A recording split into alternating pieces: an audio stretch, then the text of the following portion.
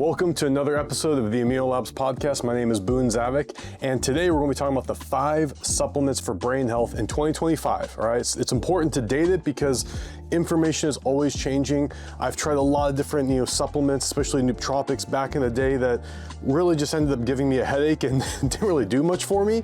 So we're going to be going through the supplements in 2025 that have shown at least the best evidence to assist you and also the least kind of detriment, so it's not something that you're going to take and then start feeling bad.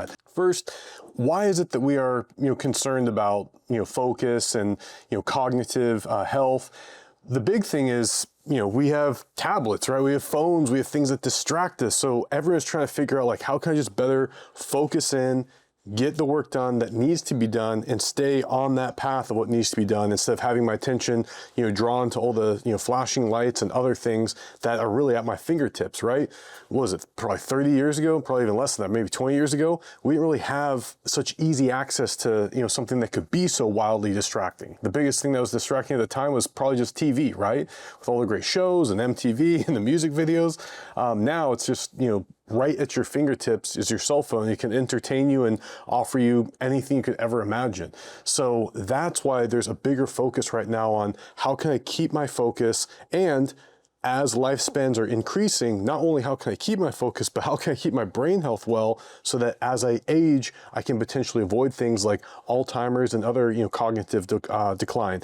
Trust me, it's not as simple as just taking a supplement, which I'll get into that as well, but there are things you can start today that will at least put you on a better path for your longevity and for avoiding some of these pitfalls. A few common challenges that people are dealing with is chronic stress. This increases your cortisol, it damages your memory centers, sleep deprivation, right? So I've talked in several of my videos about this idea of this hustle culture of, hey, you'll sleep when you're dead. Really, sleep is so vital, especially for your brain health. I mean, I can't think of anything that sleep is not good for, right? I guess if you're sleeping a lot longer, then in theory you're working less, but the reality is you'll be more efficient, you'll be able to do it for a lot longer as long as you're getting a lot of sleep. But that's like the only thing I could think of as like a detriment, but sleep is very important. And then these supplements, as I start to get more into the evidence and which one or what each supplement kind of can give a benefit towards, I just want to remind you, supplements are just a small part of the puzzle. I know in my past, I thought that if I found like, the right supplement stack, like maybe I could become like a superhero. That is not how it works. It can definitely give you some benefits, especially now as the topsoil is becoming less nutrient rich, and the food that we're eating may not have as much nutrients as it did like 100 years ago.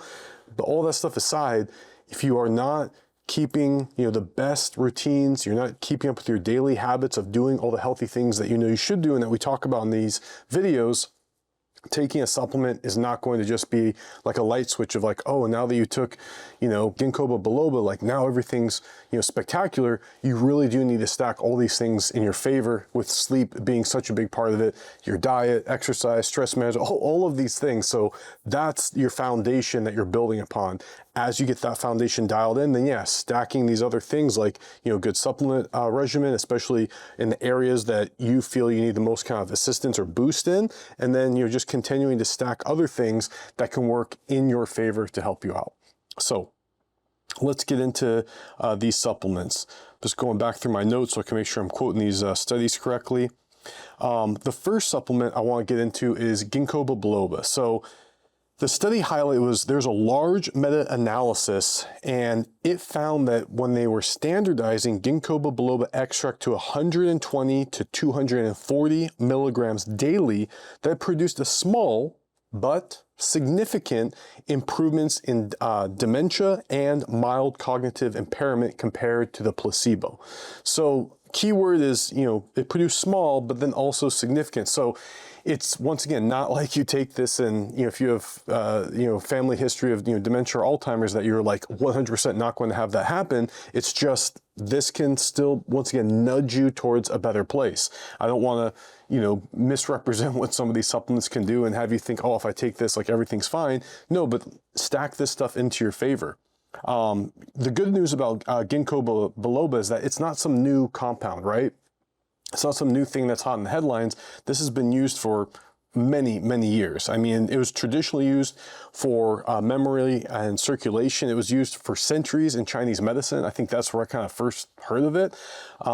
It was used for brain and vascular health. So that's a good indicator of what can I be doing to make sure that my brain is functioning well and that I can stay focused. Well, they're talking about vascular health, right? Blood that's moving throughout your body. What else moves blood throughout your body?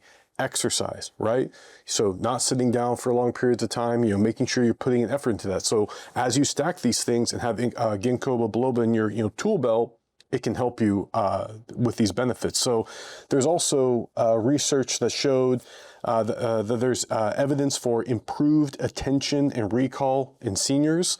So that was probably the biggest realm that the studies were done in was, with the aging population, because that's the area where they could kind of see the most, benefit, right? If you are sitting down with some, high schoolers and you're giving them these supplements, you may not see much of a change because they don't really have a lot of cognitive decline. Yet when you're dealing with an aging population, that's where you're going to see, hey, if I do something different, is that going to make, a difference quickly or not? There's a lot of strong evidence with Ginkgo biloba around the 120 to 240 milligrams daily in assisting with some of these areas of improvement. The strongest effects is when it is taken consistently, right? So with basically everything that I can think of in life, if you do it one time, good. If you do it consistently daily, that's much better, especially when we're talking about things that help you with your longevity and health. You can't go and exercise once and then have that benefit forever. You can't, hydrate one day and then be good forever, right? So just keep that in mind. So if you want to get the effectiveness of this, it's not something that you take once and you're done. You'll probably have to take this, every day for, potentially the rest of your life to have, these benefits, these boosts. And that's the same of essentially all, supplements, minerals, vitamins, etc. I mean, your body uses it up and then it gets depleted. So if you aren't replenishing it, your body will deplete it.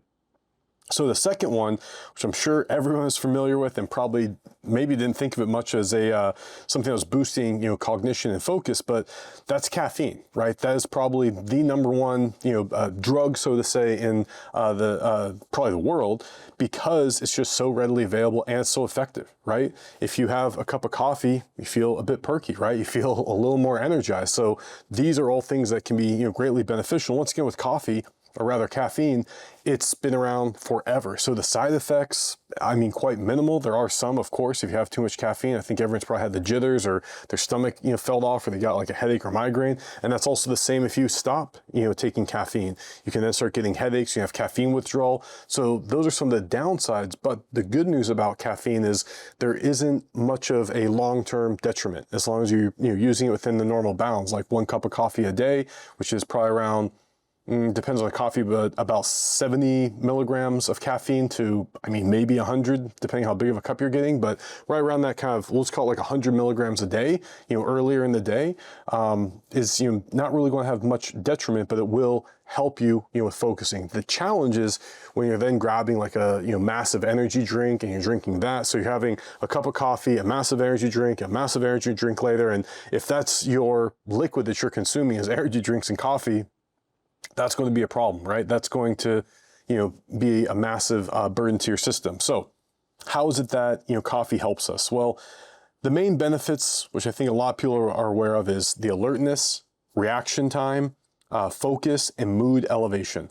I'm sure if you sat down in a nice cafe and had a delicious latte, boosts your mood, right? Feels good. Have a delicious cappuccino, you feel great. So that's where you kind of get that immediate boost. So the good news about caffeine is that it's not something that you have to, like versus Ginkgo biloba, where you have to kind of take it for a while to have some of the effects. Caffeine is instant. I think it's probably like 30 minutes after you drink it, you're going to start feeling the effects of it. I'm sure it's different for everyone, but it's right in that realm. And you're going to have that faster reaction time in both physical and mental tasks. So if you're going, you see this a lot with pre-workouts, they have caffeine in them, right? Probably a lot of caffeine, usually like 200 milligrams or so. But that helps a lot with people exercising, playing sports, reaction time, quickness, all that stuff. And the mechanism of it, and this is also why individuals like Andrew Huberman say, when you wake up, wait, roughly an hour before you have your caffeine or your first cup of coffee. And that's because it's an adenosine receptor blocker. And that is something that reduced your fatigue signals. So you kind of want to have time from waking up to having your body like reset that, deplete all that, the adenosine, and then you can have the caffeine because it's going to block that so that you don't feel. So as you wake up, you come out of the fogginess, and then as you've kind of depleted that, then you have the coffee, then kind of like take you up to the next level, right? Take you to that kind of superhuman level of energy, alertness, and reaction time. There's been several studies that have been done on coffee and caffeine, but one randomized crossover trial showed that caffeine improved alertness, reaction time, and attention in healthy adults even at moderate doses. So what's a moderate dose? 75 to 150 milligrams, which is roughly a cup of coffee depending on the size of it. So it's like roughly maybe 1 to maybe 2 cups of coffee, depending on what kind of coffee you're getting. And how big it is, but like an 8-ounce regular mug, that's probably about that, 75 milligrams of caffeine. So the next supplement, and this one's had, I think this is definitely up there in probably the top 10 most researched supplements, and that's creatine. Most people hear creatine, they think I'm going to the gym, I'm going to, get stronger, get pumped up, right? Creatine has been shown to have a lot of different benefits, especially when it comes to cognitive health. They've shown, if I remember correctly, there's a study with, I think it was individuals either with dementia or Alzheimer's. I know that's different, but that's the realm I kind of remember this in. And they were taking, I believe it was about 20 milligrams of creatine, throughout the day, and that was greatly improving their, memory, recall, and cognitive abilities. So there's definitely something to be said there. So let's dive into a little bit more about creatine. It's been popular in sports for decades, right? That's probably a standard. Anyone that does any physical activity probably is taking some kind of creatine. Has the same mechanism, works in the brain for ATP energy supply. It's increasingly studied for mental fatigue and resilience.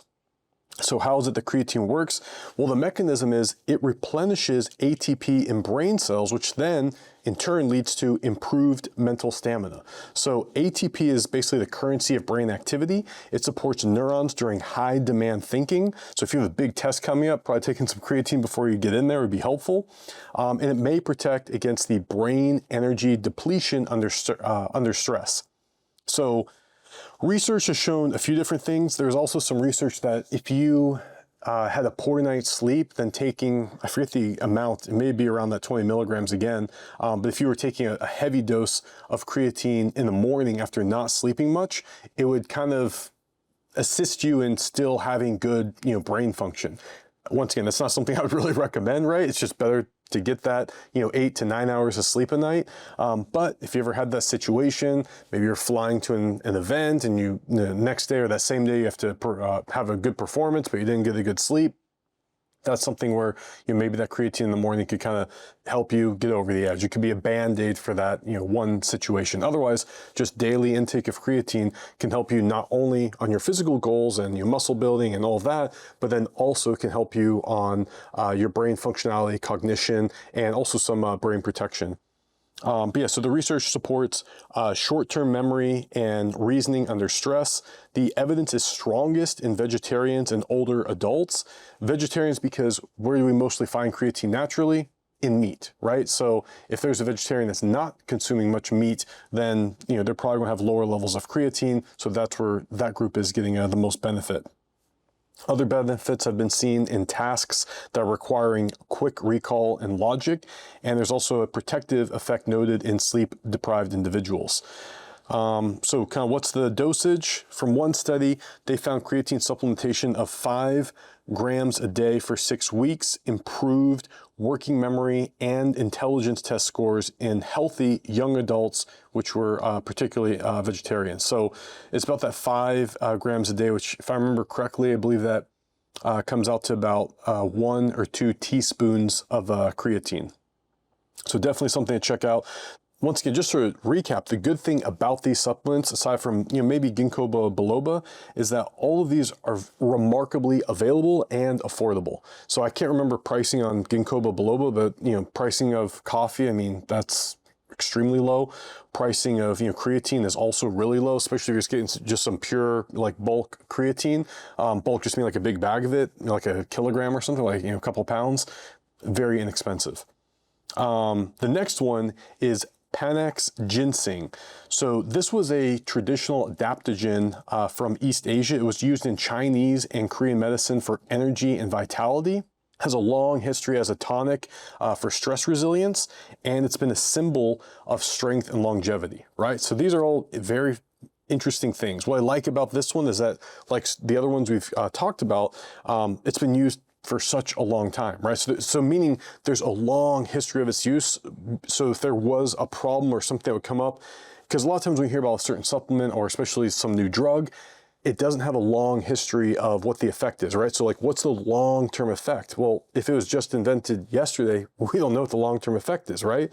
So things like this are nice because it's been around for a super long time. It's been used, for the same reason for a very long time. And then we can start, looking back in history and how people are doing to go, okay, as you've been taking this, did you have any issues? And it seems like something like Panax Ginseng is quite safe and does, give, some boost in these areas. So what are the benefits that we're talking about?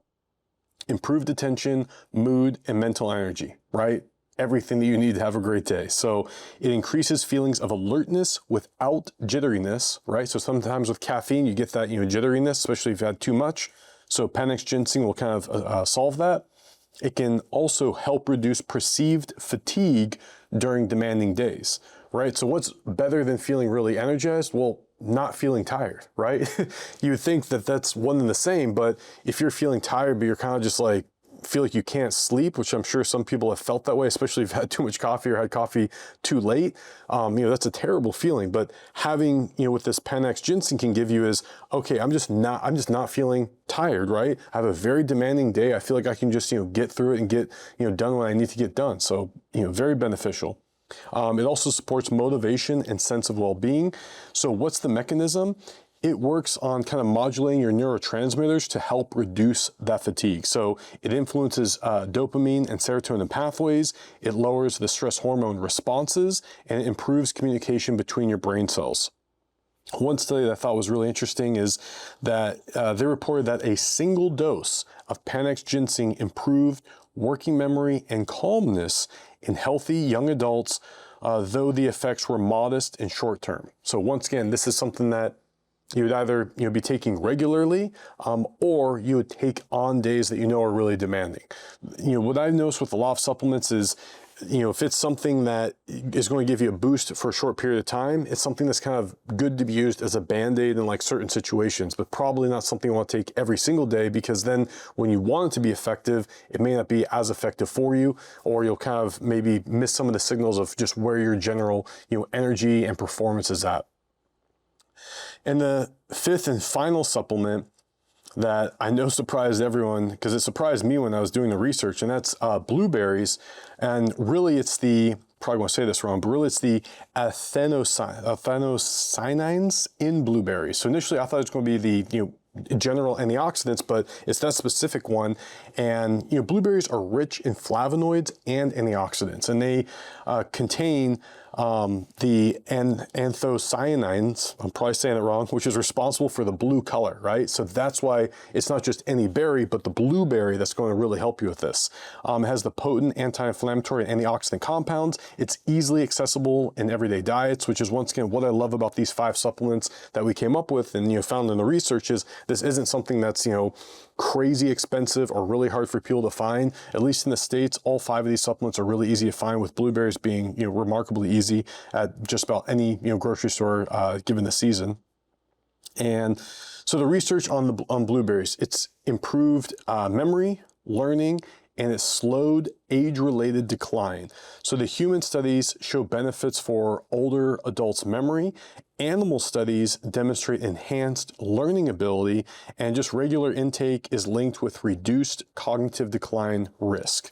So really not much of a downside to blueberries. I mean, the more I learn about the foods that can have such a powerful impact on us, berries are usually up there as far as like being very beneficial. I only wish they would last longer than a few days, right? It feels like you get berries and they just like mold and go bad so quick. But all the more reason to get them, eat them, or get them, prepare something, or get them and freeze them until you're ready to have them.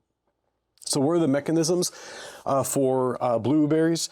They reduce oxidative stress, it improves brain blood flow, and it supports neuroplasticity. So it's going to protect your neurons from damage over time. It will enhance blood flow to the hippocampus, which is your memory region, and it supports growth of new connections between neurons. And then one study that I found from 2010 found that older adults who drank blueberry juice daily for 12 weeks showed significant improvements in learning and memory compared to placebo. So, adding some blueberries to your morning breakfast or lunch. I mean, you can add blueberries on the salad, like really anything. I mean, of course they're sweet, but I don't think that they have like a really potent flavor. So I think it's pretty easy to add to just about anything. A chicken breast and blueberry, may not be the best, but adding it to kind of any salad or especially any breakfast item, probably pretty easy to do. And they could always have it as like a dessert, after dinner, just some blueberries and honey, or, very simple things. It'd be an easy way to incorporate more of it into your diet. The thing that I love about blueberries on this supplement list is it's the only one that's kind of in its whole food form, right? Like you're probably not going to be getting Panax ginseng or Ginkgo biloba in its raw form, probably because it'd be hard to get as much as you need of it. But with blueberries, that one's really easy. Just to go to the store, have like a fistful of blueberries, every day, and just keep going with your improvements. So the thing that I just want to reiterate, as I mentioned at the beginning, supplements are kind of like a final layer in that foundation that you're stacking for your health.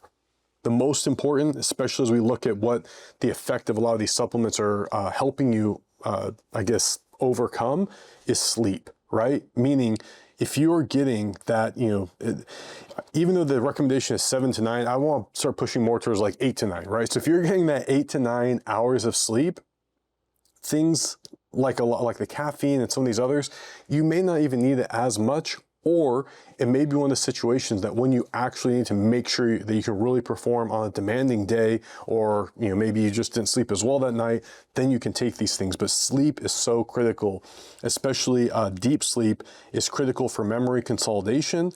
Sleep loss also worsens inflammation and brain fog, and the consistency of your sleep is more important than the occasional catch-up sleep. So don't think that, hey, when the weekend comes, I'll sleep for 10 hours and I'll, get everything better. It's much better to have that consistent bedtime and wake up time, and then having that always land in that, 8 to 9 hours of sleep. With sleep is as well nutrition, right? So, hey, throw in more blueberries, right? Get that nutrition going. You want whole foods, you want balanced diet that enhances absorption and brain health. And you want to make sure that you have nutrients from food that synthesizes with the supplements, right? So something that's going to work well together. So a lot of the things that we are finding out in those supplements is they're helping with blood flow, they're helping with, all the nutrients getting where they need to be. So anything that you can do in your diet to make sure that you're allowing that to keep working, right? So you can't go to some fast food joint, eat a bunch of fried foods, and then take these supplements and think everything's going to be fine. It's probably not going to be as much of an effect for you. Like, for example, if you're exhausted and you have a cup of coffee, I mean, yeah, it helps, but does it help you just hit your baseline if you had a solid 8 hours, or does it help you push to the next level? It all comes down to what your habits are, right? So if you have poor sleep, you have caffeine, yeah, it can kind of help you get to baseline. But if instead you just have a great sleep and you have a cup of coffee as you start beginning your most demanding work, then that's going to allow for a better effect, and then you're going to have better performance throughout the whole day. Exercise, of course, stack this in as well. That's going to increase your blood flow. It synergizes with cognitive supplements. So many of the supplements we're talking about blood flow to the brain and just allowing your circulatory system to function properly. So getting in the exercise either early, I won't even say that certain time matters. Just whatever time works for you consistently, that's the best time to exercise. Stress management as well, right? You don't want to be pumping through, all this high cortisol in your body, because that's going to damage your hippocampus and your memory. So taking a moment to do some meditation, breathing, and downtime can really help buffer that stress, allowing, things like these supplements to have a better effect for you, or just simply getting you to a better baseline. Because if you're having, poor sleep, poor nutrition, poor exercise, poor stress management, then your baseline is already so low that these supplements may just barely, nudge you towards, the baseline of someone that's, doing a lot of healthier habits. So just keep that in mind. Also, make sure to avoid all the detractors, right? So what are the detractors? What are the things that are going to bring you down from having, your optimal baseline? Well, of course, it's going to be alcohol, right? Excessive processed foods and late night screens, right? Because that's going to be messing with your sleep. So avoid those detractors, the alcohol, excessive processed foods, and the late night screens. That will allow, your brain to kind of wind itself down at the end of the night, and just stay healthy throughout the day, right? Because I'm looking at the excessive processed foods, that one, just throughout the day, that's going to be bringing your cognitive powers down. So supplements are boosters, not substitutes. So if you want to make sure that you're getting the best effect out of this stuff, and if you have a really demanding day, make sure that you set yourself up, for a good day ahead of time. So as that day begins, you're not playing catch up. You're not trying to figure out how you can kind of, bridge these gaps, but instead how you can make sure that you have a great day. Ginkgo Biloba, Caffeine, Creatine, Panax, Ginseng, and Blueberries each offer unique pathways. Ginkgo is more for the circulation and memory. Caffeine is for alertness. Creatine is for brain energy. Ginseng is for resilience and performance. And blueberry is for long-term protection. Okay? So thank you all so much for being a part of this episode. Drop a question in the comments below. Make sure to like and subscribe to the video. And I'll see you on the next one.